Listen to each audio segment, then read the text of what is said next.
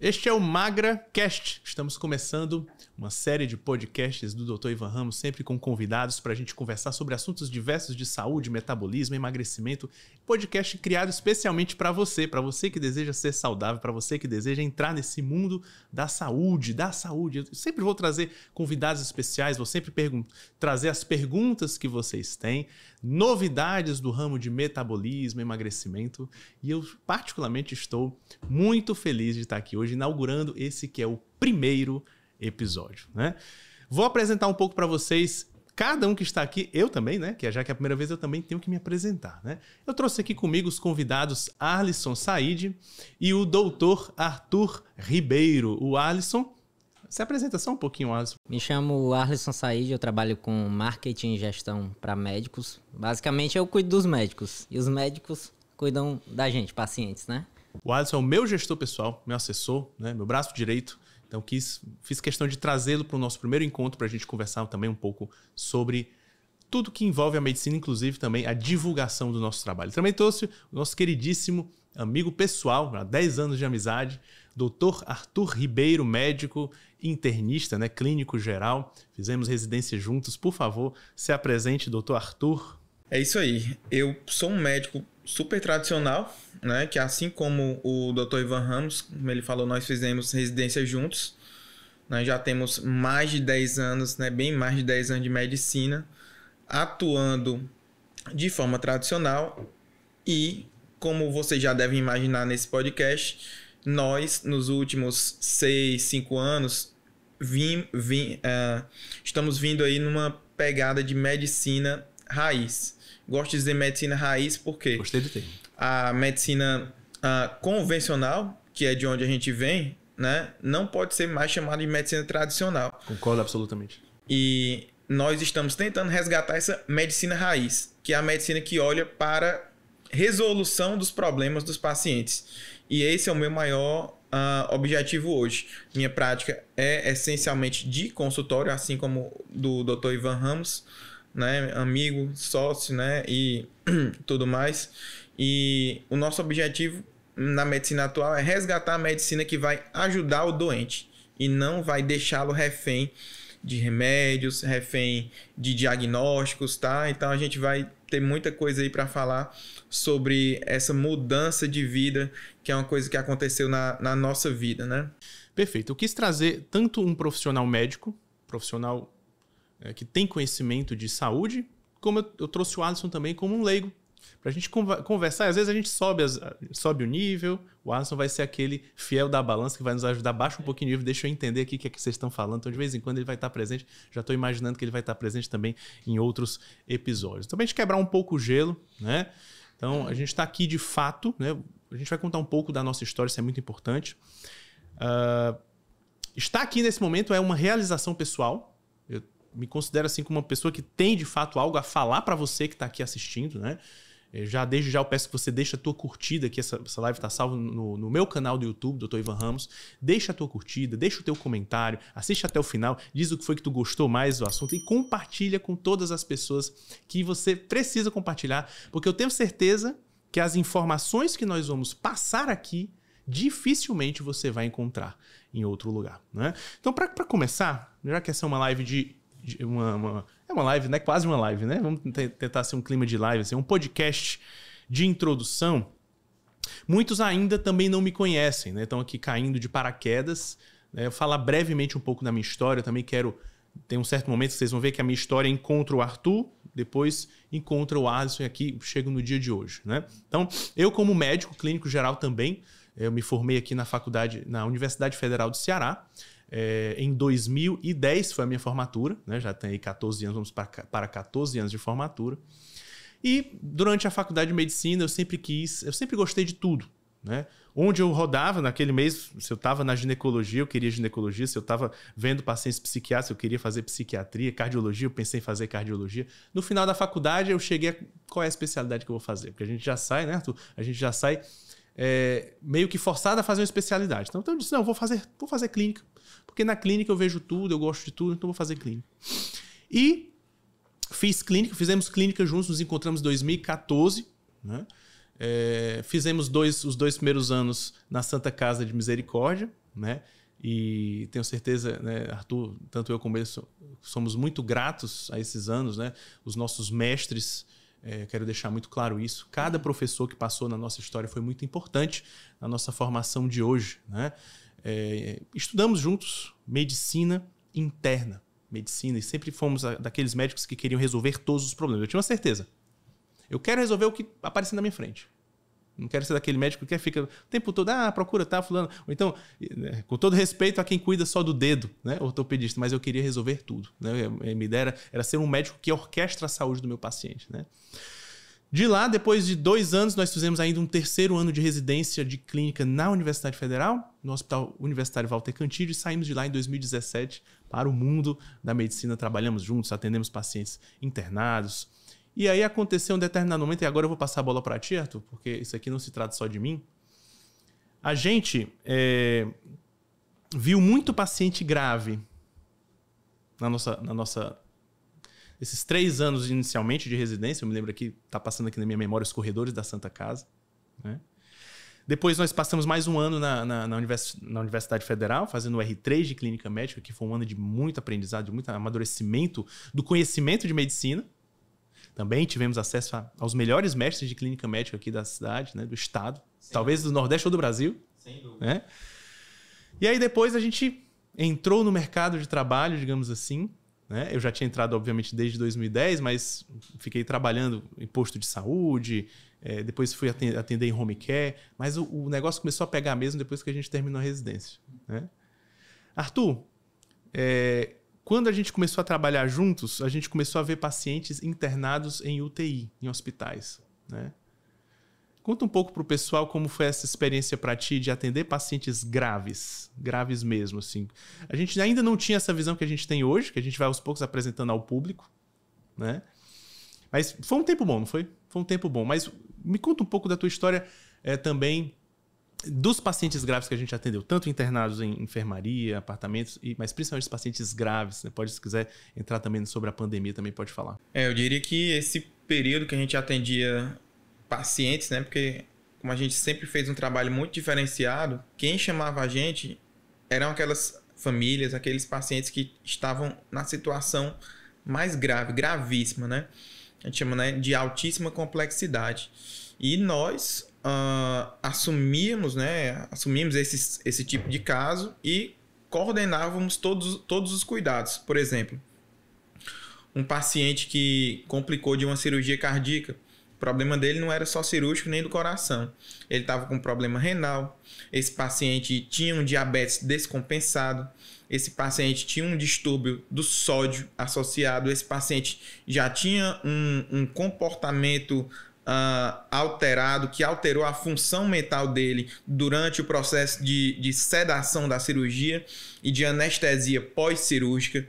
Então a gente sempre teve que coordenar, e a gente sempre gostou muito de fazer isso, de coordenar essas múltiplas disfunções. Tá? E nós sempre fizemos isso à luz do que é convencional. Né? E, graças a Deus, a gente sempre teve excelentes resultados à luz do convencional. Salvar vidas, né? Exato, né? É o tratamento da doença aguda, né? Só que o tratamento da doença aguda, que resolve o problema do paciente, da família naquele momento, ele não é o bastante. E nós demoramos alguns anos para perceber isso. Só um detalhe, que ele também salvou a vida do sogro dele, não foi, Arthur? É verdade. Quer contar isso, não? Depois a gente conta isso aí. Conquistando a mulher a partir do sogro. Porque na pandemia, né, que foi quando eu tratei, por exemplo, do meu sogro, né, a pandemia é um capítulo à parte. Ele não era sogro ainda naquela época. A pandemia é um capítulo à parte. Sem dúvida, a gente pode até falar sobre isso mais detalhadamente. A pandemia é um capítulo à parte e existem algumas observações que a gente talvez dê tempo de falar hoje, né? Daqueles pacientes do Covid grave que nós observamos. Olha só, o que é que determina que esse paciente teve Covid grave e esse paciente que é muito semelhante a ele teve uma gripezinha, teve quase nada. Então nós percebemos e nós já mudamos na época da pandemia o tratamento daquelas pessoas. Tá? porque nós já vínhamos estudando aí desde 2016, 2017, metabolismo, fisiologia. Então a gente já fez esse movimento que se chama de medicina translacional, que é você tirar o tratamento que está em pesquisa, o tratamento que está em observação e trazer isso para a prática clínica, né? Então, essa medicina translacional é o que nós, médicos da ponta, né? Graças a Deus que também nós somos de ponta, fazemos, né? Trazer isso da pesquisa para a prática clínica. Arthur, tem ideia de quantos pacientes a gente atendeu na pandemia, internados em UTI? Não tenho, mas foi um número que me levou a ter burnout, olha só. Então, eu trabalhava manhã, tarde, noite e madrugada, manhã, tarde, noite e madrugada. Eu acho que passa fácil de uns 50 pacientes, 100, entre 50 e 100 talvez. Muito mais. Foi um ano Muito inteiro mais. de atendimento, né? Muito mais. Eu me lembro que quando a pandemia, né, passou aquela loucura do segundo ano da pandemia, que foi em 2021, eu olhei para minha filha que fez 1 ano de idade e eu disse, meu Deus, eu não vi essa menina no último ano. Eu lembro que a gente trabalhava de domingo a domingo, de manhã, de tarde e de noite, durante 1 ano inteiro, para salvar a vida das pessoas. Tem noção, Arthur? Fazendo uma continha aqui. Né? Faz uma continha de quantos pacientes a gente acompanhou internado em UTI e apartamentos. Né? Foi uma experiência incrível, dolorosa, sem dúvida, mas que nos trouxe também muito conhecimento de quem era esse paciente que ficava grave. Acho que talvez... Olha, só uma continha rápida, né? Aqui. Uma continha rápida aqui. A gente não pode falar em número, talvez, de pessoas, porque a gente atendia muitas vezes a mesma pessoa. Mas em número de atendimentos, passa de 2.000 por mês atendimentos. Isso a gente falando como equipe, não só um de nós, né? Mas passa de 2.000 atendimentos no mês. Tá fazendo uma continha rápida. Todos os pacientes de 10 com pacientes COVID por grave. dia. Isso. Todos os pacientes com Covid grave. A equipe, quantos pacientes? Ou quantos médicos? Tinha 3 médicos, mas chegou um momento em que a gente chamou outros médicos para ajudar a gente, porque as famílias estavam desesperadas e a gente queria ajudar, mas não tinha, obviamente, 3 pessoas não dava conta. Não dava conta. A gente chegou a ter 22 pacientes simultâneos. Isso. Foi quando a gente chamou outros 2 profissionais para nos ajudar. Exato, porque a gente sempre queria manter a qualidade, né? A gente nunca queria perder a questão da qualidade. E salvar vidas, né? Exato. O que aconteceu é que nessa busca de excelência, eu, por exemplo, tive um burnout. Engraçado, ó. Tava cuidando da saúde dos pacientes e acabando com a saúde de vocês. Exato. Então não tinha muita opção, né? A gente tinha que salvar, era um dever. Né? A gente tinha que fazer isso. Só que aí acontece uma coisa, não sei se vocês concordam, né? Em meio a esse estudo que a gente já começou a ter, né? Porque eu falei só uma parte da minha história, né? Em 2015, tu teve um burnout em 2021? 2021. Eu tive em 2015. No segundo ano de residência médica. Eu estava rodando no serviço de nefrologia do Hospital Geral de Fortaleza. Mês de junho, mês 6. Tu se lembra onde é que tu estava nesse mês, 2015? Onde é que tu estava? Não lembro. Nasceu meu primeiro filho, eu sempre conto essa história, ele acha engraçado quando eu cito o nome dele, o Miguel, né? E que foi a nossa bênção, mas eu estava numa loucura de trabalho e aí eu desenvolvi esse burnout em 2015. Né? E ali, para mim, e eu vou já te perguntar quando foi o teu ponto de inflexão, para mim foi o meu ponto de inflexão. Né? Eu estava no auge de doença. Né? Então, quem me vê aqui disposto, aqui são 1h30 da tarde. Eu tô aqui cheio de energia e disposição. Né? Ano 2024. Isso jamais aconteceria em 2015. Eu não tinha energia para viver. Não tinha força para viver. Né? Então, naquele momento eu estava obeso, diabético, com depressão, com hipotireoidismo, com esgotamento físico severo. E vi, ao mesmo tempo, a minha esposa, que tinha passado por um parto difícil, ela teve uma pré-eclâmpsia grave. Aliás, ela já tem algumas histórias também para contar. Acho que qualquer dia eu vou trazê-la aqui para o podcast. Tinha nascido, ou seja, eram 3 acamados. Eu, a minha esposa e o recém-nascido. Imagina a minha frustração. Eu tinha só 28 anos, tinha acabado, né? Tava começando minha vida. Eu não tenho energia. Como é que pode, aos 28 anos de idade, eu não ter energia para viver? Eu tinha que encontrar uma solução para isso. Né? Tanto o Arthur me ajudou nessa época, doutor Iara e tantos outros que foram ajudando faz isso, faz aquilo, né? Foram apontando. Eu cheguei aí a um psiquiatra, o máximo que ele fez foi me passar uma bupropiona e indicou terapias com ele. Detalhe. Eu tomei a bupropiona, mas não fiz as terapias com ele. A bupropiona, eu me lembro, me ajudou 10% nos sintomas, né? Eu chegava na residência com 10% mais de energia somente, né? Talvez porque aumentava um pouquinho a dopamina, né? E eu comecei uma jornada de descobrimento de como ficar saudável. Como ficar saudável? Eu não sabia como ficar saudável. Na tua faculdade, Arthur, havia sei lá, teve alguma cadeira, alguma matéria, sei lá, de como ficar saudável? Os médicos aprendem a ficar saudáveis ou não? Não só não tinha, como não tem, né? Porque depois que a gente terminou a residência e tal, eu, um pouco mais diferente de ti, fui um pouco para a linha do ensino também, né? Fui ser professor da universidade, ser professor da pós-graduação, né, de terapia intensiva, que é o TI. Fui ser preceptor de residência médica, tá certo? E o que a gente vê é um descaso de 100%, tá certo? Dos cursos, quando olha para o inner, né? Para a pessoa do médico, tá? Por exemplo, nada se diz sobre a vida financeira do médico. Nada se diz sobre a saúde do próprio médico, tá?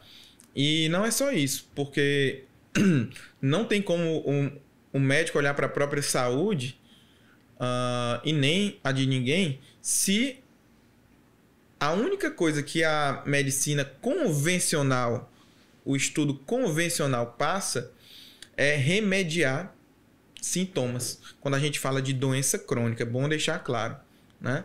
Tratamento de doença aguda, medicina convencional é a melhor coisa que existe. Exato. Mas quando passa para doenças crônicas, que são todas as doenças mentais, né? Que é, por exemplo, diabetes, pressão alta, tá? Problemas ginecológicos como endometriose, infertilidade, né? Essas doenças psiquiátricas que vão de uma síndrome do pânico a uma depressão grave, a uma esquizofrenia. Nós não somos ensinados a ir atrás da causa disso aí. E hoje a gente sabe, por pesquisa científica, que, por exemplo, depressão não é causada por falta de serotonina, que é a lógica que existe por trás de dar antidepressivos, porque está supostamente faltando serotonina. Então a gente sabe que isso não é verdade. Antidepressivos podem melhorar sintomas, como aconteceu com o Dr. Ivan, né? Melhorar um pouco durante algum tempo e ainda mais, trazer efeitos colaterais. A gente sabe que isso não é resolução de problema, pode fazer parte do tratamento como uma ponte em alguns casos, mirando no sintoma, nunca na causa. Então não tem como um médico tratar nem a si próprio e nem aos outros se ele não é ensinado a buscar as causas. É uma coisa que a gente teve que se desconstruir, né? Porque a gente já tinha chegado aí no topo de onde a gente queria de carreira convencional e ir atrás de estudar tudo de novo. Fisiologia, metabolismo, ir atrás das causas das doenças. E é assim que a gente consegue, graças a Deus, conseguir mudar a nossa vida dos mais próximos e agora, cada vez mais, mudar a vida de muita e muito mais gente. É interessante isso que tu falou, Arthur, porque eu compreendi uma coisa... É até muito de conversar, que quando a gente conversa, algumas coisas vêm, né? A gente viveu bem essa medicina convencional, né? E a gente fez o bem. A gente conseguiu salvar muito. Infelizmente, alguns pacientes, né, estavam graves demais para sobreviver. Mas muitos a gente conseguiu salvar, inclusive o seu querido sogro, né? Então, graças a Deus. Então, e a gente poderia ter ficado aí. A gente poderia ter continuado aí. A gente já era conhecido na cidade, a nossa equipe era bem vista, bem avaliada, né? Nós tínhamos já uma frequência de pacientes. Ninguém estava mal financeiramente. A gente estava bem financeiramente, né? Assim, a gente conseguia viver muito bem. Só que, né? Eu gosto de dizer que quando a gente vê certas coisas, a gente se vê obrigado também a corresponder, né? A verdade não é a gente que encontra a verdade. É a verdade que nos encontra. Para quem lida com a verdade, depois que você vê, você não desvê. Então você não vai conseguir mais fazer aquilo que você fazia, porque você vê que não é mais a verdade. Então, o que aconteceu contigo e comigo, né? Você um pouco antes de mim, é que a gente teve que descer muito da parte financeira, descer da qualidade de vida, descer de, sei lá, um certo pedestal de ego, de que sabia alguma coisa, tá? Então, deve ter muito colega médico que tá assistindo. O que é que esse cara tá falando? Poxa, você não imagina. Enquanto você não descer do seu pedestal e for estudar de verdade fisiologia, bioquímica, buscar causas das doenças que eu tenho certeza que você não sabe nem imagina o que é, tá? Porque como eu te disse, eu já tive no topo da medicina convencional e não sabia. Depois de residência, de 2 residências de fellow, tá? De especialização e não sabia. A gente tem que descer, ter uma coisa chamada humildade intelectual que médico não tem, tá certo? E ir atrás das coisas. Quando a gente consegue fazer isso, a gente descobre algo novo. E para quem tem humildade intelectual, gosta da verdade e só trabalha com a verdade, você não volta mais atrás. É por isso que eu não trabalharia mais como médico hoje se fosse para fazer medicina convencional, né? Isso é perfeito. E aí eu vou cutucar aqui o Alisson também, que está aqui do lado, né? Foi exatamente isso que aconteceu. A gente descobriu que havia uma grande lacuna entre o que a gente havia conhecido na faculdade, na residência, que foi muito útil para formar nosso caráter, nossa capacidade investigativa como clínico, né? Que é o clínico, ele precisa ser investigador, e a realidade da vida das pessoas. Você vê, eu sabia o topo do conhecimento de medicina interna, mas o básico, o que é que eu deveria comer, eu não tinha ideia. Eu não sabia o que é que eu tinha que comer. Eu não sabia o que era alimentação saudável. Eu não sabia a importância do sono. Eu não sabia a importância, sei lá, de vitaminas, minerais. Acho que se a gente teve uma aula de vitaminas, foi muito. Acho que passou assim no capítulo, se você quiser ler. Se você não quiser estudar, você não estudou. Então, houve um certo distanciamento da vida real das pessoas.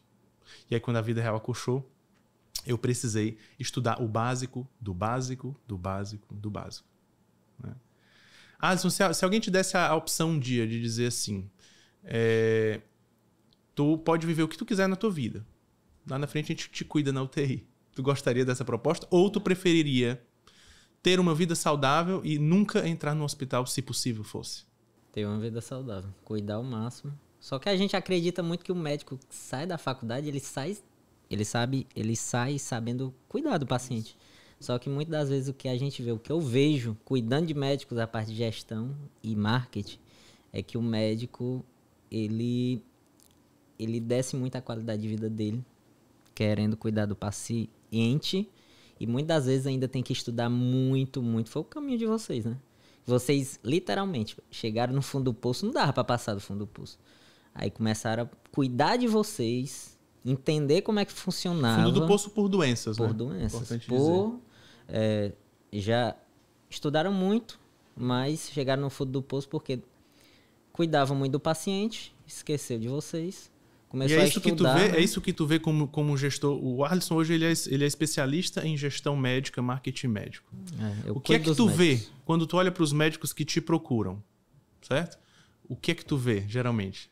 Como estão os médicos? Geralmente é problema financeiro, qualidade de vida baixa. Não sabe realmente o que tem que fazer para poder ficar bem.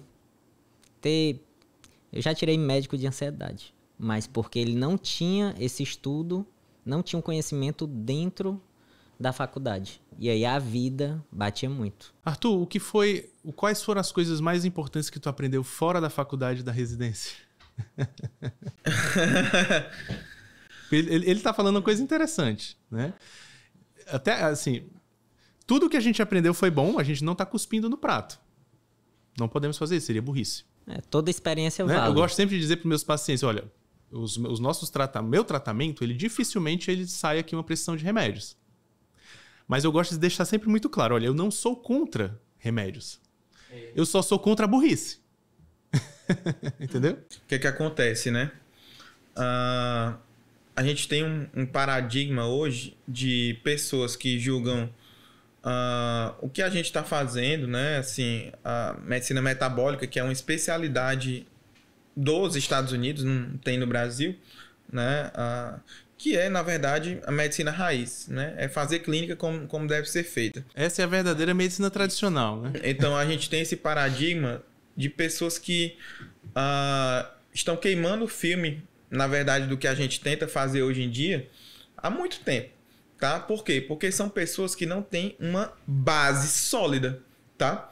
Se eu não tenho uma base sólida, se eu não domino a medicina convencional, se eu não sei uma propedêutica boa, que é examinar o doente, saber das doenças agudas, saber sobre remédios, sobre farmacologia, interações medicamentosas, diagnosticar 99% do básico no mínimo, tá? Então, se eu não tenho essa base, dou um salto quântico para fazer,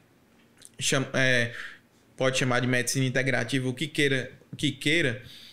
Se você não domina esse básico, você vai errar. Você vai fazer bobagem, você vai fazer besteira. É exatamente isso que não ocorre conosco. Por quê? Porque a gente vem de uma base muito sólida. Existem outros médicos que vêm também de uma base muito sólida, que não fazem besteira. Infelizmente, ainda não são a maioria.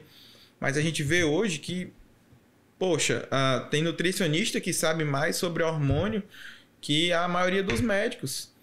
Né? Tem dentista que sabe mais, né? Tem fisioterapeuta que sabe mais do que muito médico que trabalha até com isso.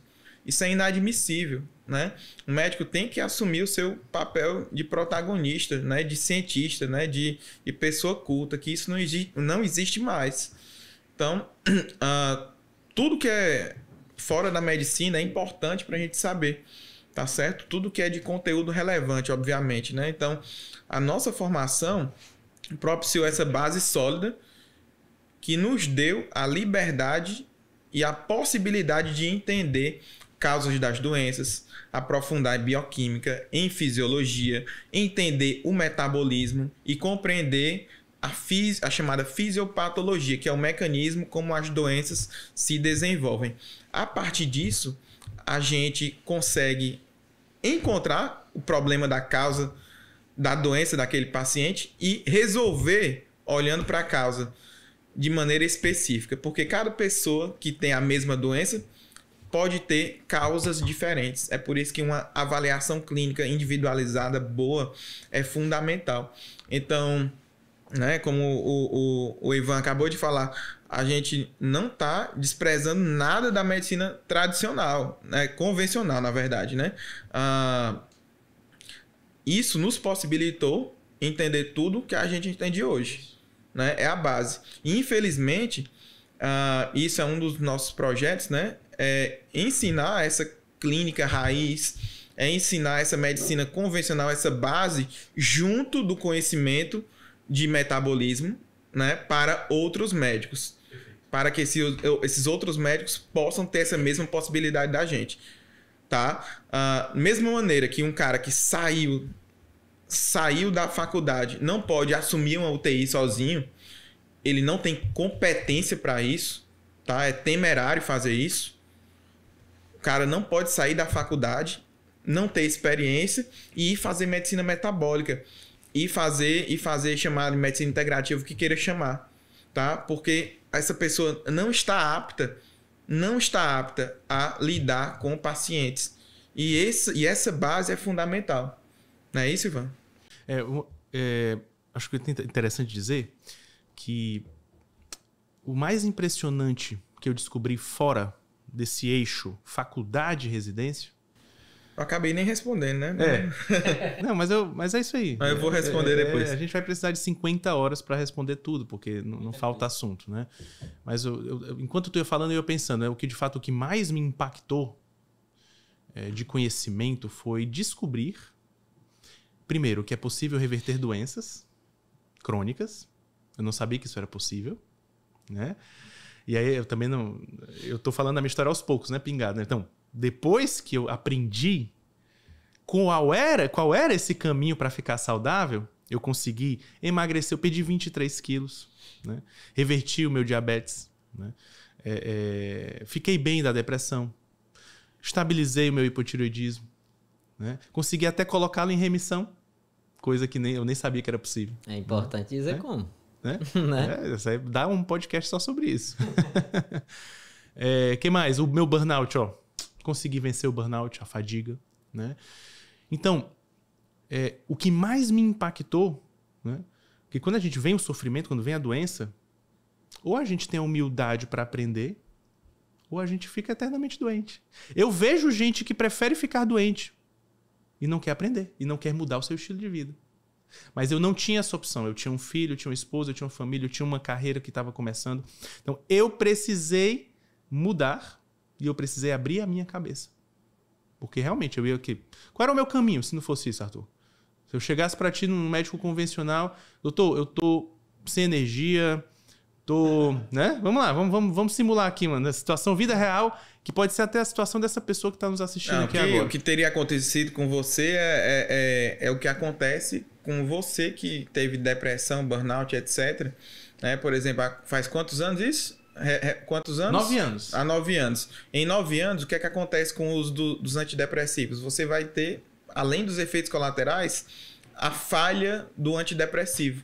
Então, nesses 9 anos, aí por baixo, ele já teria mudado a dose do antidepressivo, aumentado, teria tido falha e teria trocado 2, 3, 4 ou mais vezes de antidepressivo.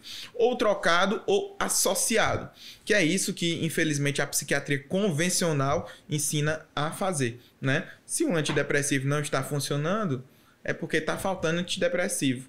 Então, você aumenta a dose, ou você troca, ou você associa. E o problema tá aí, né? Não tá tratando Exato. a causa, só o problema. E aí, antidepressivo pode dar o quê? A 99,9% deles. Ganho de peso, desequilíbrio do apetite. A maioria é fator de risco para diabetes no longo prazo. Então, vai vindo uma série de problemas atrelados ao uso de antidepressivos e de outras drogas. E o que é que geralmente o pessoal do convencional faz? Se você está aumentando muito o peso, está com muita fome, vou te dar agora uma droga para bloquear teu apetite. Ou vou te dar agora uma caneta de Ozempic, tá? Para você perder peso. Então, vai se acumulando muitos remédios. Agora tomou Ozempic, a digestão está ruim, está com refluxo. Então vou dar um omeprazol. Dá um omeprazol, estou agora com problema de memória. Então vamos para o neuro. Então, você vai empilhando problemas, né? Empilhando problemas, e o que aconteceria com você hoje é que você estaria tomando muito mais drogas do que aquela que você começou hoje e não teria resolvido o seu problema, tá? Você provavelmente estaria numa situação onde você estaria sobrevivendo e não vivendo, acostumado com muitos sintomas, como fadiga mental, né? Como baixa energia, tá? Má composição corporal, são coisas que as pessoas, principalmente as mulheres, né, tendem a ser resilientes com isso aí e se acostumar. Sim. Com coisas até inadmissíveis, que prejudicam muito a qualidade de vida, né? Então, graças a Deus, você saiu, furou essa bolha, né, e cortou o mal pela raiz. Então, vamos lá. É como se a gente estivesse dentro de um bote no mar e esse bote tem um furo e tem uma pessoa com um balde colocando água para fora do bote. Esse é o trabalho da medicina convencional em relação às doenças crônicas. Ele não está tapando o buraco. Engraçado é que como é que o paciente... Eu acho que as pessoas são assim. Não para pensar. Tudo na minha vida eu sempre parei para pensar sobre o que estava acontecendo comigo. As pessoas se deixam levar. Se as pessoas parassem para pensar e analisar, antes eu era desse jeito, hoje eu tô sentindo isso. Por quê? Não se questiona. Sim. Tipo assim, o médico diz, tome esse omeprazol aqui. Beleza, mas o que tá causando isso? Se eu tomar isso aqui, eu vou melhorar. Mas isso aqui, tipo, não vai... Não resolve o problema. Não resolve o problema. Não apaga o incêndio. Não apaga o incêndio. Não tapa o buraco. Então, eu acho que, muitas vezes, as pessoas... Tu teve um motivo... Tu teve motivação, que foi um motivo para tomar ação. Eu tenho que cuidar da minha saúde, eu tenho que mudar, eu tenho que ter um motivo. Motivo, família. Sim. Essa motivação poderia também ter me levado a apenas buscar um tratamento convencional. Acho que houve alguma coisa aqui divina no meio. Entendeu? Certeza. Certeza. Deus está sempre em todos os lugares. Então eu acho que Deus não me deixou cair nessa armadilha. Porque pelo que o Arthur falou, eu ia estar tomando pelo menos uns 5 remédios. Um antidepressivo, certo? Hormônio tireoidiano. Vamos lá, um Venvance para acordar. Porque eu não ia ter energia, né? Burnout. Né? Um remédio para disfunção erétil também, não pode faltar. Diabético, né? Ia estar também tomando o meu remédio para azia. Que eu tinha muito refluxo também. Eu não falei, mas eu tinha muito refluxo, né? Já são 5 aqui. O que mais? Um remédio para o colesterol, que não pode faltar no combo. São 6. Né? Que piora a função tireoidiana. Enfim, depois a gente fala sobre isso, né? Então, 6 remédios no mínimo eu estaria tomando hoje. Me pergunta quantos remédios eu estou tomando hoje? Toma quantos remédios hoje? 0. Tá? Por quê? E aí eu digo, e é essa a grande diferença. É possível, sim, com a estratégia correta, com a avaliação adequada, com o método certo, reverter doenças crônicas com uma abordagem correta. Um dos grandes, talvez o maior objetivo desse primeiro podcast, desse primeiro MagraCast, é mostrar para você uma outra visão, mais moderna e ao mesmo tempo antiga, de que a medicina, de fato, ela está sendo redescoberta e voltando às suas origens mais tradicionais, hipocráticas. De encontrar as causas dos problemas e reverter as causas dos problemas. Isso é boa notícia. Então nós precisamos... Porque medicina sempre foi uma coisa difícil. Para entrar na medicina já é difícil. Fazer medicina é difícil. Concluir medicina é difícil. Trabalhar como médico é difícil. Porque se tu, como gestor, Alisson... Se tu erra, no máximo, o cara talvez perde um pouco de dinheiro. Ou muito, dependendo do nível. Ou muito, né? Mas se a gente erra, a gente pode matar. E a gente já sabe que erro médico é a terceira maior causa de morte nos Estados Unidos. A gente não sei se a gente tem esse dado no Brasil. Né? Então, gente, tem muita gente morrendo porque vai ao médico. Faz sentido isso? Né? Então, o grande primeiro objetivo desse MagraCast é mostrar para você que existe uma outra medicina, que é a medicina raiz, que o Dr. Arthur falou,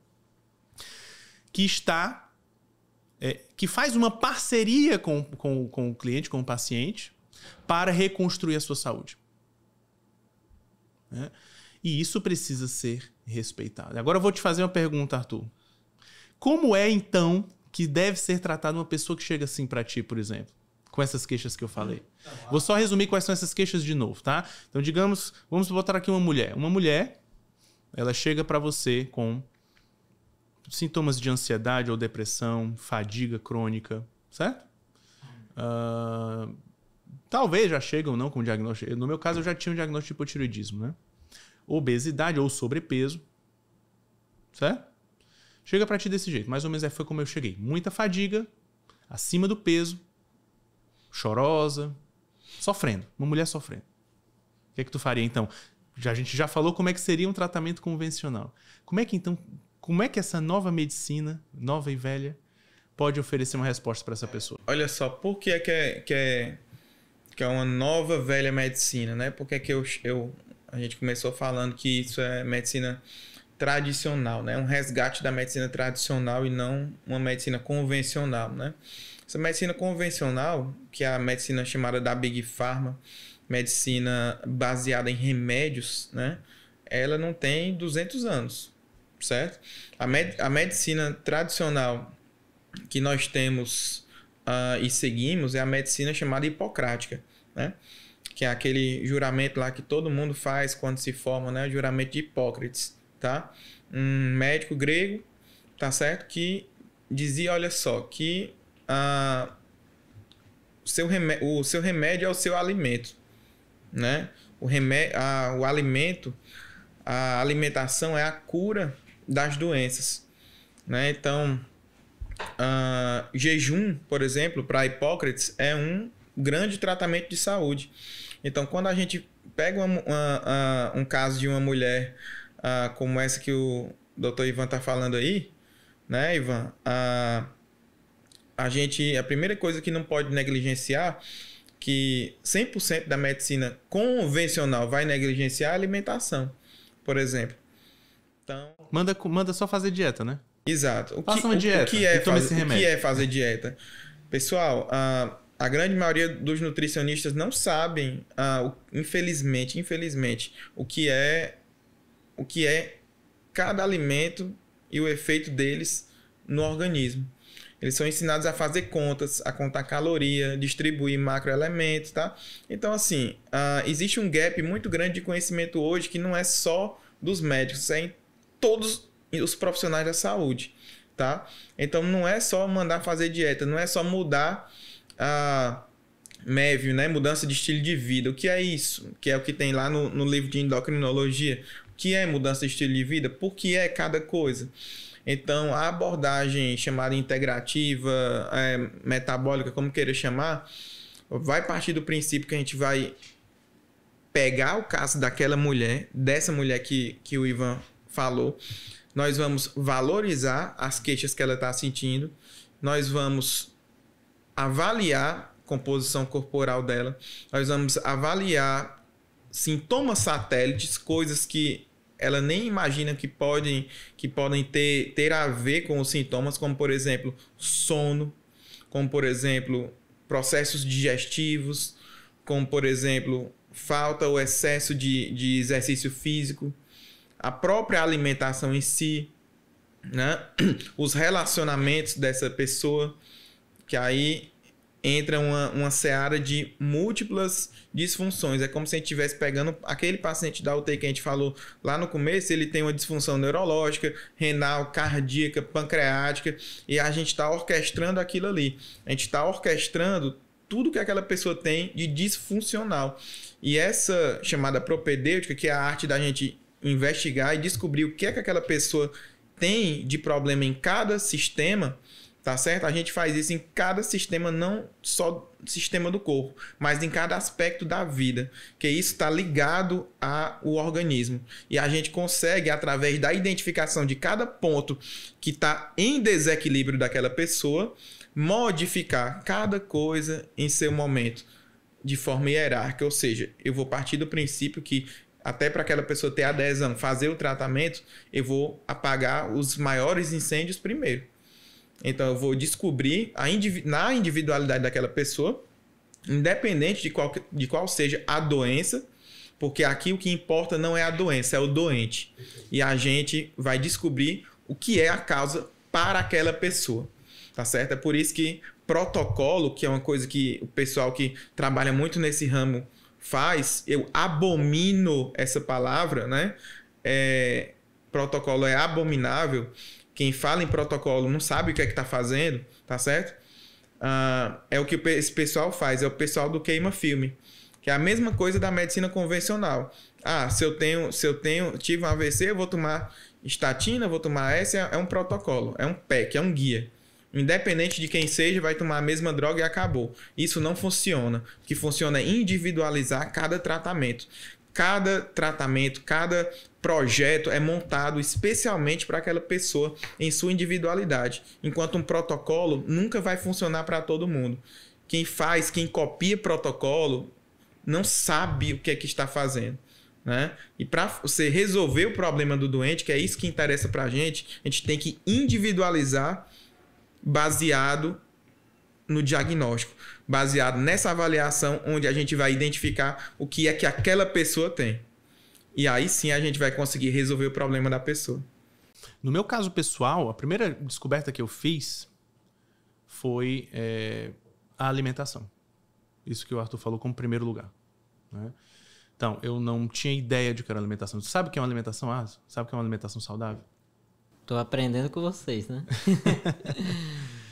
Então, eu não sabia. Não é só seguir um Nutri. Não é só seguir. Eu achava que era alimentação saudável, era tomar leite desnatado. Eu tomava muito. Pois é. Né? Achava que era comer um pão integral. Entendeu? Tirar o pão normal pelo pão integral. Né? Acho que é o básico, que todo mundo faz, né? O que é que as pessoas fazem geralmente quando elas... vou emagrecer, vou... Em termos de alimentação, lembra aí? Dieta.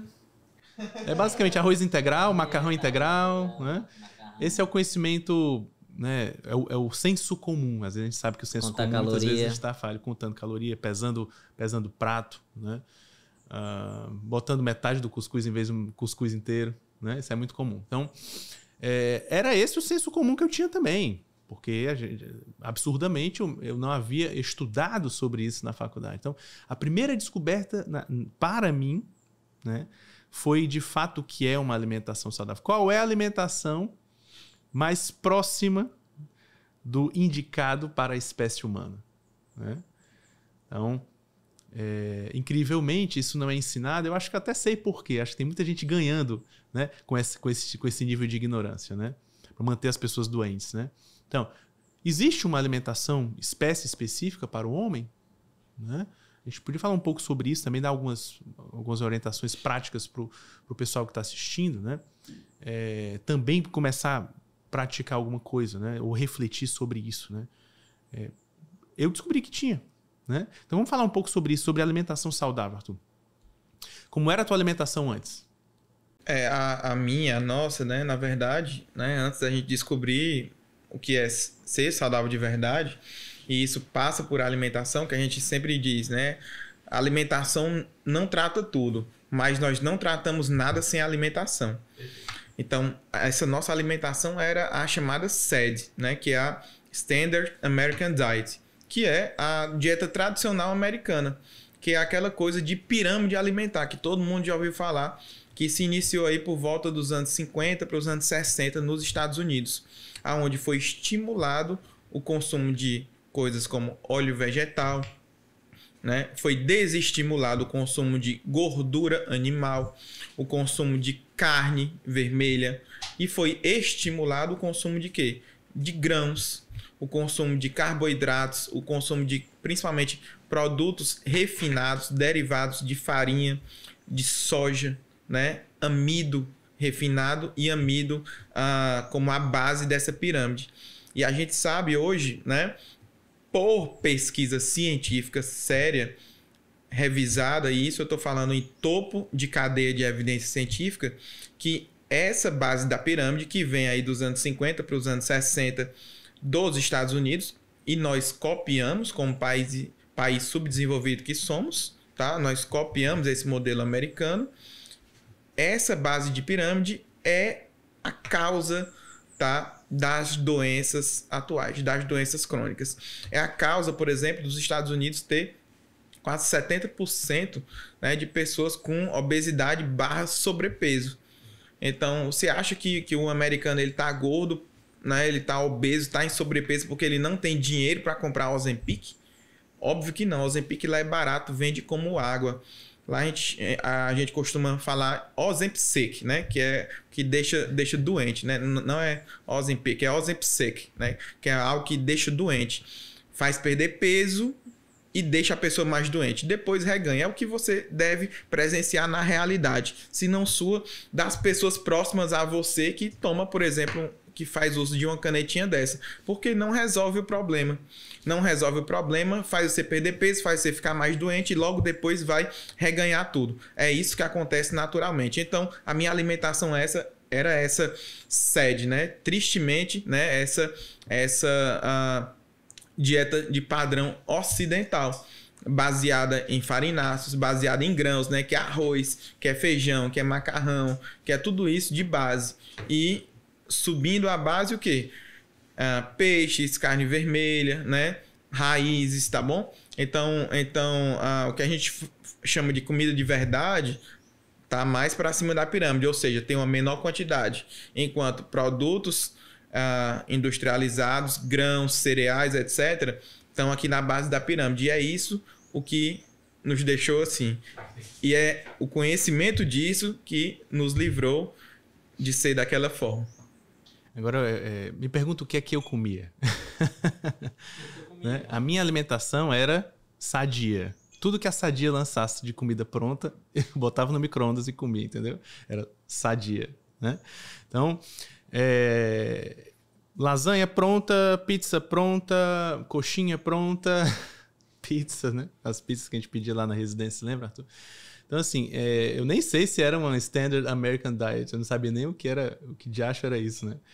Então, acho que basicamente era 90% carboidrato e 10% outras coisas, né? Eu tava obeso, subnutrido, sarcopênico. Eu tenho fotos minhas terríveis, né? Não vou mostrar para vocês, né? Da minha composição corporal, né? O meu braço era assim, uma coisa horrorosa, né? Era assim, enfim, né? Aquele olhar, né? Assim, aquele edema, aquele inchaço, aquele pescoço, né? Cheio, assim, era gordão, né? Tinha 23 quilos a mais. E sem beber muito, né? Não era álcool. Não era mas álcool. Eu bebia. Tudo bem, mas não era. Mas não tanto. Não era em excesso. Não era pelo álcool. Exatamente. Não era pelo álcool. Não era pelo álcool. Eu tinha. Eu gostava. Bebia pouco. Nessa época eu bebia mais vinho e cerveja. Eu gostava muito de cerveja. Arthur também gostava muito de cerveja, né? Se eu tomar uma cerveja, eu fico que nem uma bola hoje em dia. Pois é. Hoje, se eu tomar, eu também fico bastante estufado, né? Não gosto de cerveja, né? Mas era isso. A minha alimentação era basicamente tapioca com ovo no café da manhã. Achava que era, né, saudável. O ovo era saudável. Acho que o ovo salvou muita gente, né? No almoço era arroz, feijão, macarrão, farofa e um pedaço de frango. E aquela saladinha crua que tinha lá na Santa Casa. Você lembra da quentinha? A alimentação do brasileiro. Então, a famosa Marmitex, né? Lanchava um café com açúcar, né? E bolacha, água e sal, aquelas outras, né, de marca. Sabor amanteigado, né? Que tem sempre mimar o paladar um pouquinho, né? E o jantar era isso aí que eu falei. Era uma lasanha pronta, tinha sempre lá no congelador lá de casa, tinha assim, uns 5, 6 pizzas que a gente comprava e, claro, sempre do sabor mais recente que a Sadia lançava, né? E aí daí pro pior, né? O final de semana era ladeira abaixo, delivery, iFood, né? Gente, tem como alguém ter saúde comendo dessa forma? É loucura. Agora, Alisson, tem alguém que come desse jeito hoje em dia? Eu comi um tempo atrás e vou te falar, meu pai ele tá pré-diabético. Pré-diabético. Eu já até comentei assim por cima contigo. Cheguei pra ele e disse assim, pai, começa, só ele bota leite, umas 2 colheres de açúcar. Eu olho assim, eu fico, o cara pré-diabético, reclamando do tanto de remédio que tá tomando. Porra, tô diabético e tal, não sei o quê, mas reclamando.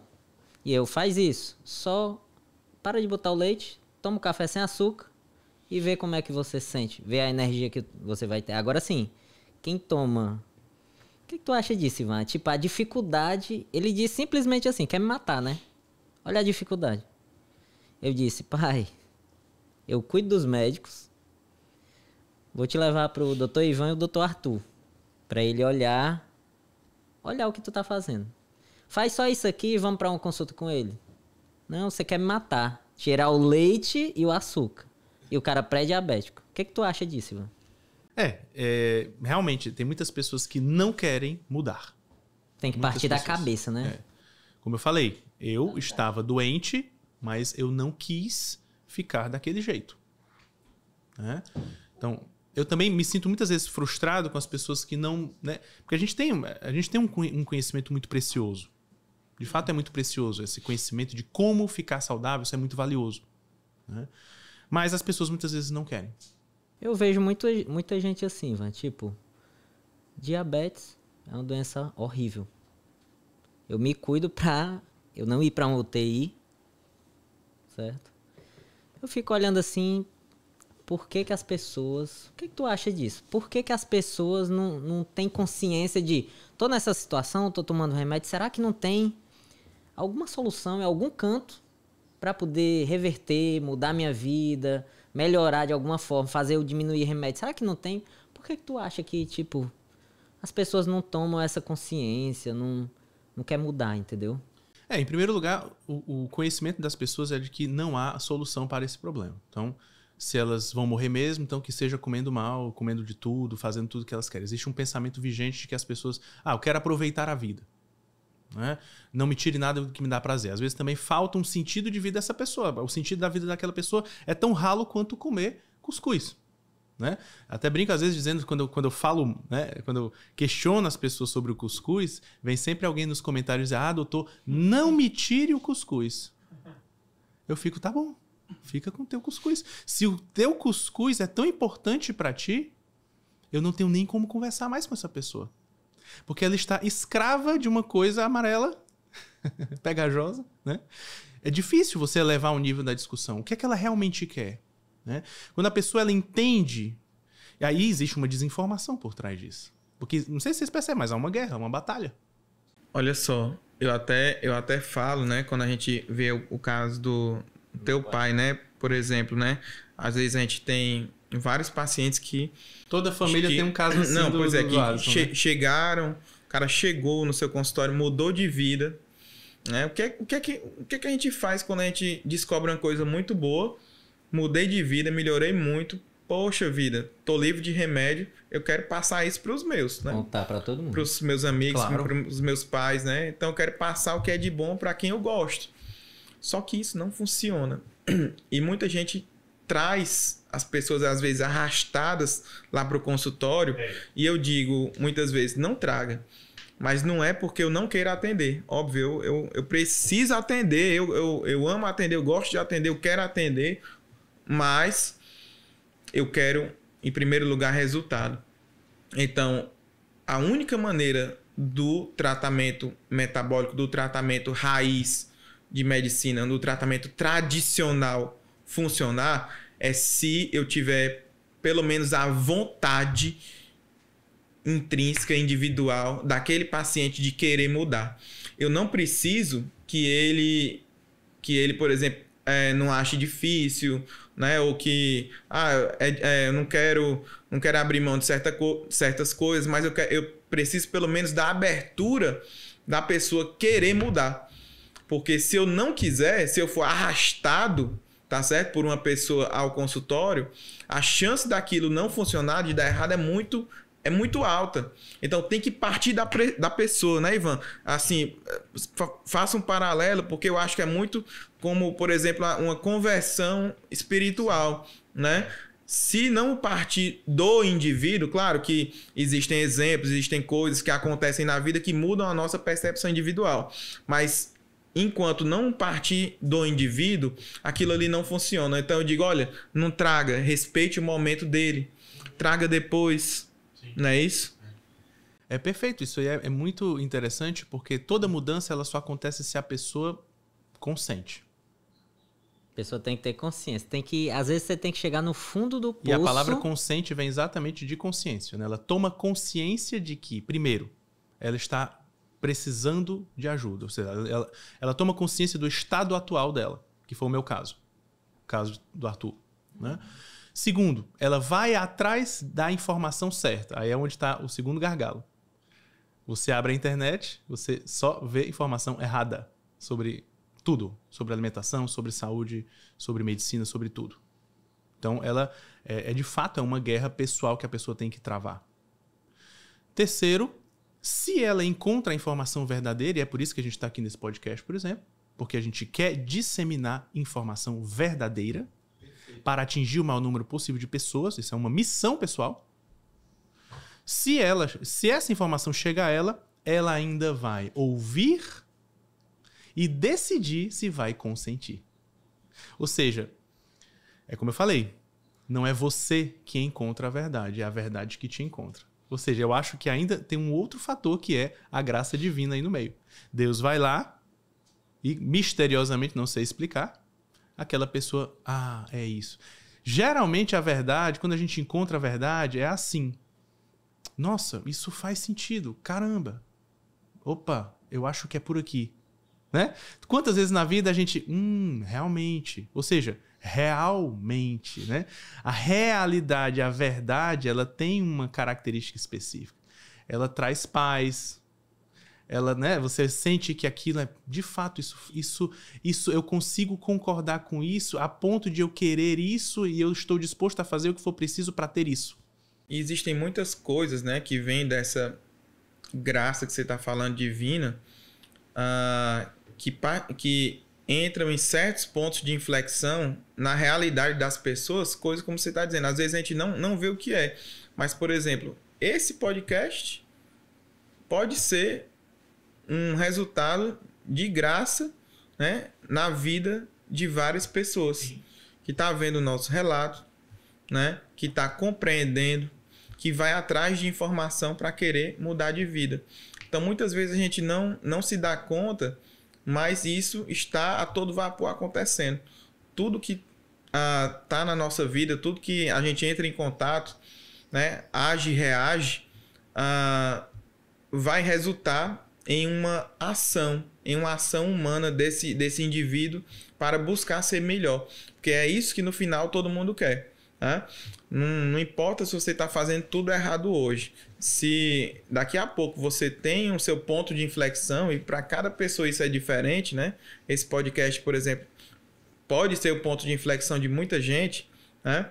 Você vai conseguir mudar de vida e vai conseguir, né, se tiver a orientação correta e as armas corretas, tudo aquilo que você precisa para mudar e ficar da maneira que você quer, que você merece, né? Que é o que todo mundo quer ter saúde, quer ter performance física, mental, né? Isso não só viver tomando um monte de remédio, que eu acho que isso aí é temerário. Quem tá satisfeito, digamos assim, conformado com tomar um saco de remédio todo dia para o resto da vida, eu acho que essa pessoa não tem nem consciência de como é viver de verdade. É verdade. Né? Sobrevivendo. É quase um inimputável. Eu digo assim. Né? Você não tem nem consciência do que é viver de verdade. Você está só sobrevivendo. Eu acho que a maioria das pessoas está assim, Arthur. Tá só, tipo, no automático. Não para refletir, não para ter aquele senso de como é que tá a minha saúde. Eu tô sentindo isso. Eu comi isso aqui, tô me sentindo mal. Uhum. E não busca. O teu paciente... A perda da sensibilidade. Eu sempre me julguei tendo uma boa performance mental, né? De concentração, de raciocínio. Mas é uma coisa que eu não consigo nem expressar, por exemplo, que a gente experiencia quando faz um jejum prolongado. Tá em cetose e eu tô em jejum há, sei lá, 3 dias. Tá certo? Quando eu tô em jejum há 3 dias, a minha performance mental simplesmente vai ao além. Eu faço coisas que eu não imaginava e eu não consigo nem expressar. Alta né? performance. Alta performance mental, né? Física e mental. Como é um jejum desse assim, de 3 dias? Tu tá em jejum agora, Arthur? Não, agora eu não tô em jejum, agora eu almocei. Mas quando você tá em jejum, 3 dias, como é que funciona? Fez um jejum de 5 dias, não foi, Arthur? Ano passado, né? Já tá na hora de fazer de novo. A gente podia marcar de fazer juntos, Vamos sim. A gente vem falar aqui sobre os 5 dias. Primeiro dia, segundo dia, né? Olha só. O disclaimer, para quem tá achando interessante isso que eu tô falando, é não faça jejum se você não é minimamente saudável, tá certo? Jejum, que eu tô falando é jejum de verdade, prolongado, acima de 24 horas. Porque o jejum é uma das armas mais poderosas que existem na medicina para tratar a doença até. Mas, como toda arma, você tem que saber manusear. Perfeito. Você tem que saber fazer. Então, por exemplo, se você tem deficiências graves de coisas simples, como vitaminas, você pode se prejudicar bastante fazendo jejum. Passar mal, hein? Se você toma remédio, faz acompanhamento de doença crônica e vai fazer um jejum da sua cabeça, não faça. Né? Então, jejum é uma maravilha, mas tem que saber fazer, tem que fazer da maneira correta. Né? E a gente vai fazer aí, Ivan, a gente vamos marcar esse nosso próximo desafio, né? Que pelo menos uma vez por ano aí, já passou do tempo de eu fazer outro de 5 dias, né? Pelo menos todo ano eu tenho que fazer. Vamos programar. Ivan, doutor Ivan, eu queria entender teu paciente. Quem é teu paciente hoje? Que chega muito no consultório. Porque o que eu vejo é que tem muita gente com problema. Como eu cuido de ajudar, eu ajudo as pessoas a te encontrar. Então, o que a gente vê muito lá no nosso trabalho, na minha parte, é que o teu paciente, ele vem por um problema que é a única coisa que ele tem consciência, que é o que ele enxerga na frente dele. Mas chega no teu consultório, resolve várias outras coisas. Como é isso? Vem muitos pacientes com muitas histórias, né? Mas geralmente é uma mulher, a maioria das vezes, né? Eu também atendo homens, mas a maioria das vezes, 80% são mulheres, que ao se conectarem com a minha história, né, e se reconhecerem também necessitadas, fadigadas, ou com endometriose, ou na menopausa, elas encontram uma esperança de um tratamento que de fato possa trazer resultado de qualidade de vida para elas, né? Elas estão cansadas de ir a médicos que, primeiro, não sabem ler a paciente, não sabem entender o que ela tem, interpretar, né? É muito comum eu ouvir essa frase: doutor, eu fui em vários médicos, todos disseram que eu não tinha nada. Né? Arthur também escuta isso muito, né? Os exames estão ótimos. Os exames estão ótimos, está tudo bem com você, procure um psiquiatra. Isso é muito comum. Bota no quadro teus exames que estão ótimos. Exatamente, né? Mulheres que... Eu tenho lá uma caixinha com um papelzinho, porque todo dia tem uma paciente que chora. Ontem foram 2. Sofrendo. E aí vai desde dores crônicas, depressão, ansiedade, né? Assim, o meu tratamento é um tratamento de emagrecimento, é engraçado isso, né? Mas as pessoas entendem que para emagrecer elas precisam primeiro ficar saudáveis. O emagrecimento ele precisa ser uma consequência de um corpo saudável. Então, ela vai emagrecer na medida em que for ficando saudável. Perfeito. Né? Então, o que é que acontece hoje? Hoje, quando um médico diz que faz emagrecimento, o que é que ele faz? Ozempic. Às vezes bupropiona, outros absurdos maiores como Orlistat na vida. E isso não é emagrecimento, isso Exato. é perder peso. Isso é perder peso. Emagrecer é perder gordura e ganhar músculo. Isso. Que é o que a gente faz. Emagrecimento saudável. Perder peso, você pode perder peso destruindo a saúde, isso é facílimo, tá? Mas não é isso que eu faço, não é isso que o Dr. Ivan faz no consultório dele. Isso. A gente promove saúde. E quem tem saúde tem uma boa composição corporal, ou seja, é magro, tem boa massa muscular e tem um percentual de gordura compatível. Pouca gordura, muito músculo, para dizer de forma geral, né? É essa a nossa proposta, né?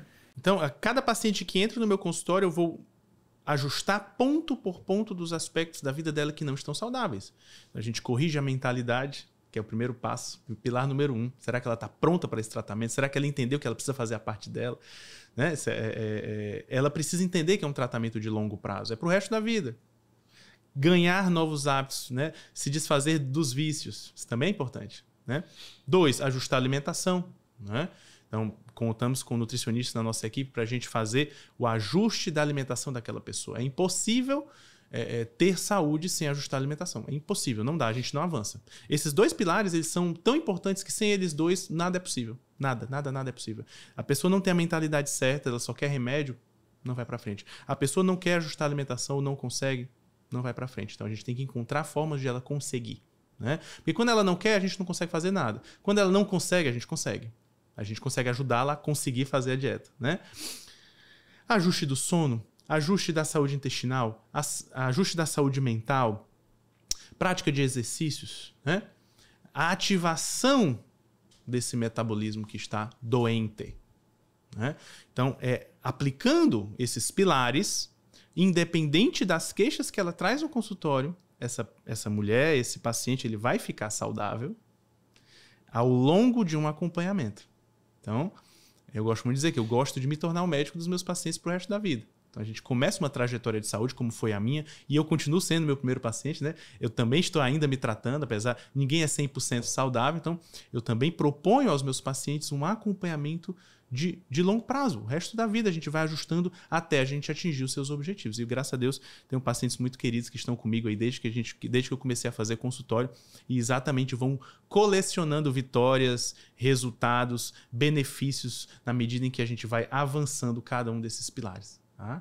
Eu queria trazer aqui um bloco, né? Eu queria sempre fazer esse bloco de perguntas dos seguidores, né? Então, eu vou trazer uma pergunta, a gente já está um tempo avançado, é da Renata Monteiro Bastos, né?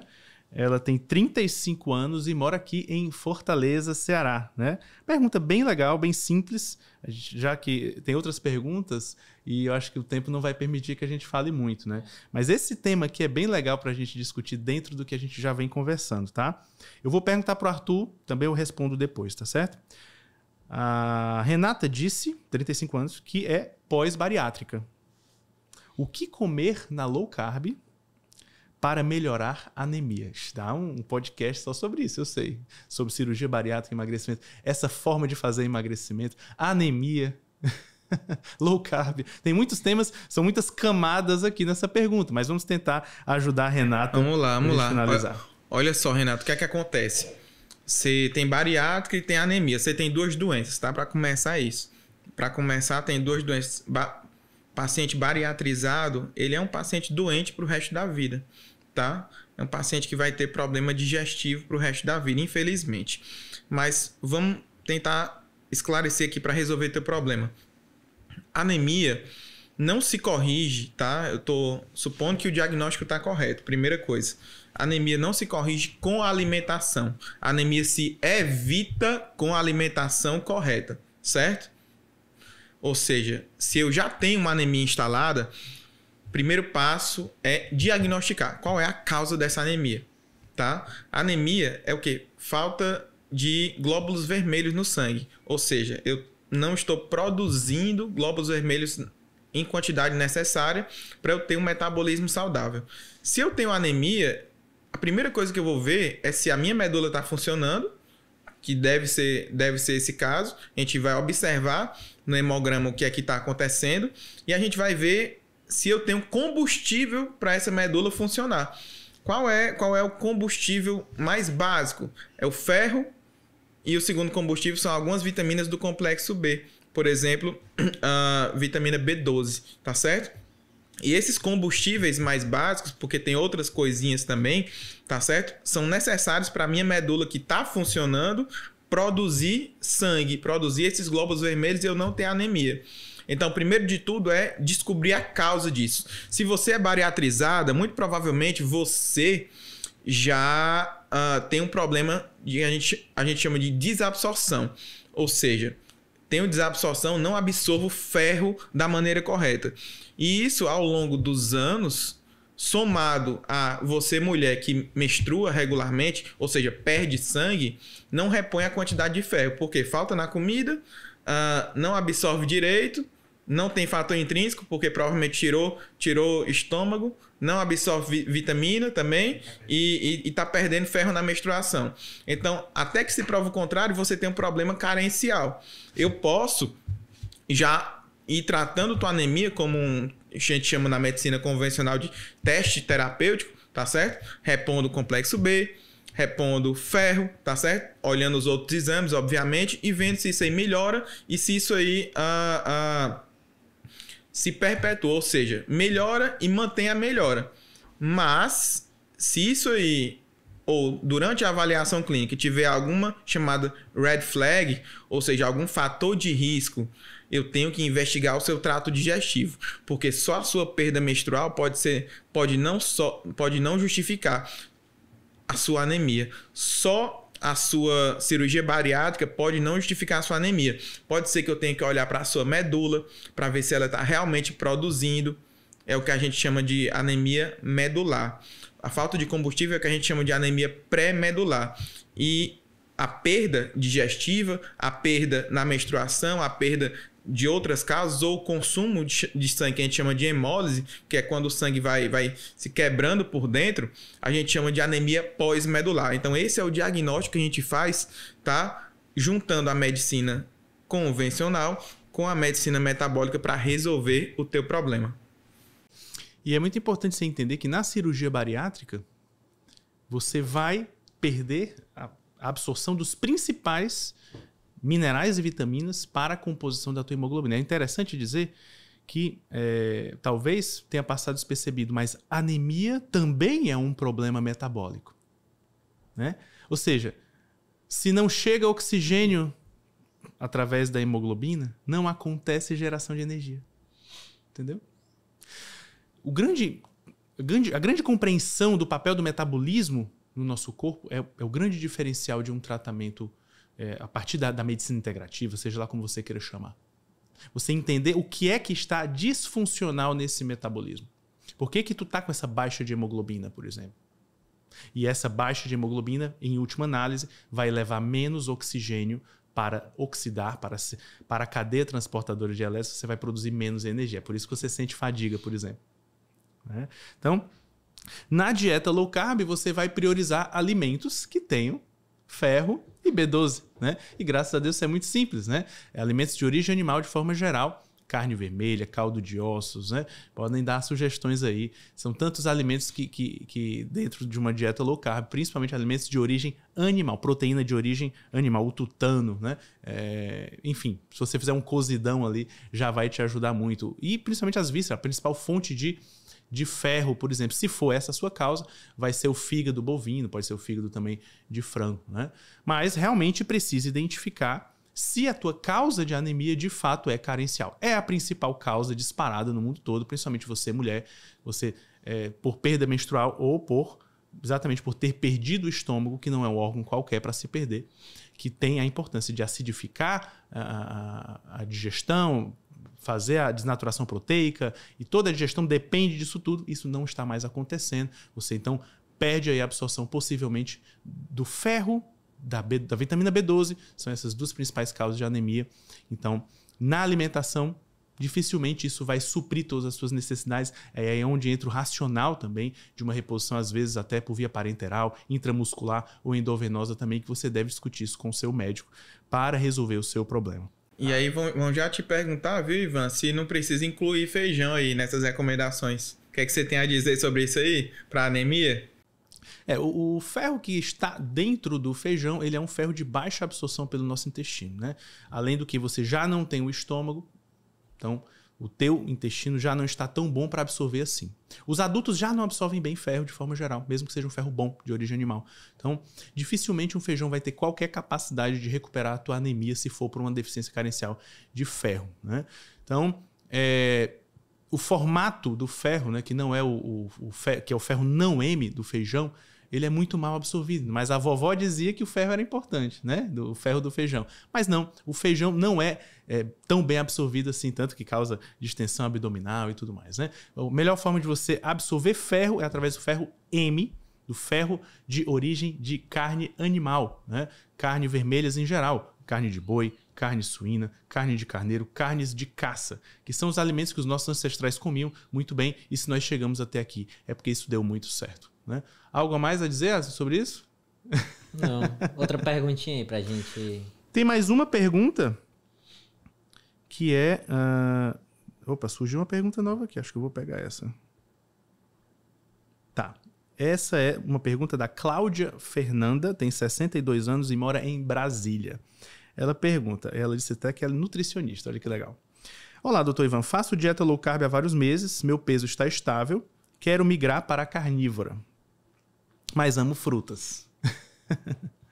Minha pergunta, se a frutose não é aproveitada como energia pela mitocôndria, presta atenção que a pergunta é bem densa, tá? Se a frutose não é aproveitada como energia pela mitocôndria, ela será estocada como gordura? Então, se a beta-oxidação estiver funcionando, essa frutose seria também, de alguma forma, oxidada. Ela está dizendo que a frutose seria aproveitada, né? Não sei se o meu raciocínio está correto ou estou procurando uma maneira de não abandonar minhas frutas, né? É o viciado que não quer abandonar o vício, né? Sou nutricionista. Grande abraço e parabéns pelo podcast e seus conteúdos, né? Quer arriscar alguma resposta aqui, Arthur, sobre o problema da frutose, das frutas em geral? Se você quiser responder essa primeiro, para não me alongar muito, eu complemento. Então, gente, de forma muito simples, as frutas, né, elas têm conteúdo diferenciado de açúcar em forma de frutose, né? A frutose, que é uma pentose, né, tem 5 carbonos, ela é digerida principalmente pelo fígado, né?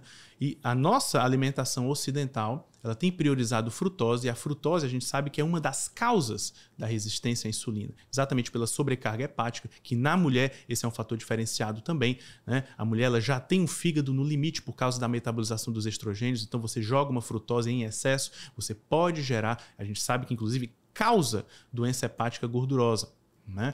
Então, depende muito de como está a tua saúde metabólica, né? A dieta carnívora ela pode ser 70% carnívora, 80% carnívora, 90% ou 100% carnívora.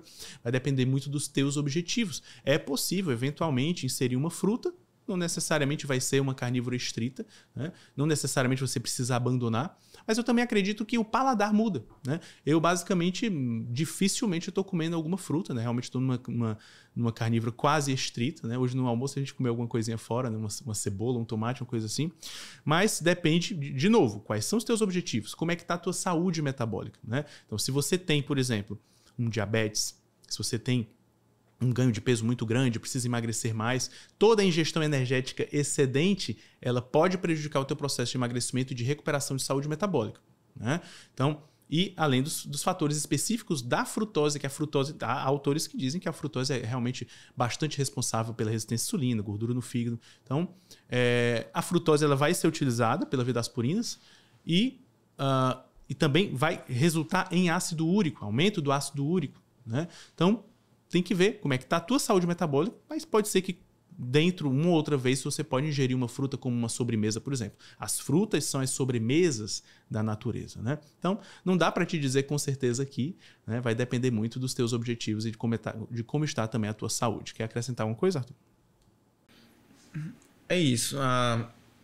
Você deve saber... Olha, eu estava vendo até um influencer desse famoso que estava reagindo a um médico, né?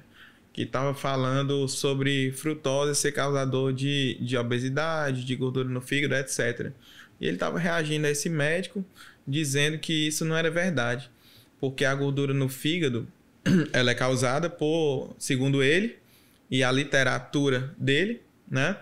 É causada pelo aumento de gordura visceral, que magicamente depois vai se transferir para a gordura no fígado. É assim que o pessoal aprende no convencional, tá? E como não sabe interpretar, tá aqui no artigo, não é isso? Então, o que acontece com a frutose, e não importa a origem, tá certo? Claro que a frutose de produtos industrializados é pior ainda, porque ela está misturada com outras coisas, tá? E é frutose de frutas, mas nosso organismo não sabe, nosso fígado, principalmente, não sabe de onde é que vem aquela frutose. Então, de maneira bem simples, a frutose só é metabolizada no fígado e sobrecarrega sistemas especificamente hepáticos, ou seja, sistemas do fígado especificamente. É por isso que frutose é um vilão tão grande quanto o álcool, por exemplo, para danificar o fígado. Não importa a origem dessa frutose. Isso não sou eu que estou dizendo. Isso sim é publicação científica, é fato. Não é questão de interpretação. É metabolização da substância no organismo. Então, como o Ivan falou, vai depender de como esteja a tua saúde, se tu vais poder consumir aquilo de forma esporádica e ficar tudo bem. Mas, independente de como seja a sua saúde, se você consumir isso em excesso, consequências você terá, né? Isso é um fato. Perguntou alguma coisa sobre beta-oxidação? Ela perguntou se a beta-oxidação estiver funcionando. Se você ingerir frutose ou outra fonte de carboidrato, a beta-oxidação, por definição, não vai estar acontecendo. Né? Existe um bloqueio da enzima da CPT1. Então, não tem como você estar comendo uma fonte de carboidrato e a beta-oxidação está acontecendo ao mesmo tempo, em termos técnicos. Tá? Uma coisa bloqueia a outra. Né? O que é que bloqueia a beta-oxidação? Nível elevado de glicemia, nível elevado de insulina. Então, não tem como uma coisa estar acontecendo. Se você vai comer a fruta, o organismo naquele momento para a beta-oxidação, para processar a frutose, porque a frutose é tóxica. Então, o organismo ele entende que tem que processar a frutose mais rapidamente para te livrar dessa toxina. É isso. Perfeito. Gente, a gente vai encerrar então esse primeiro episódio do MagraCast. Agradeço demais a presença do meu querido amigo gestor Arlisson Said. Arlisson Said. Muito obrigado. Eles te encontram aonde no Instagram? Instagram, Arlisson Said. ARLYSSOM-SAYD. Trabalho com gestão e marketing para médicos. E também o meu querido amigo, Dr. Arthur Ribeiro. Quais são as suas redes sociais, por favor? Arthur Ribeiro Costa. É isso aí. Muito obrigado pelo convite, meu amigo. Estamos aqui sempre à disposição. Eu agradeço a você que depositou a sua confiança em todos nós nesse MagraCast. Teremos muitos outros episódios. Eu espero que você também não somente curta comente, mas também compartilhe com todas as suas amigas, amigos, familiares que precisam ter acesso a essa informação e saiam dessa, muitas vezes, das ciladas em que muitas vezes as pessoas se colocam. Muito obrigado de coração, é um prazer enorme estar aqui com vocês.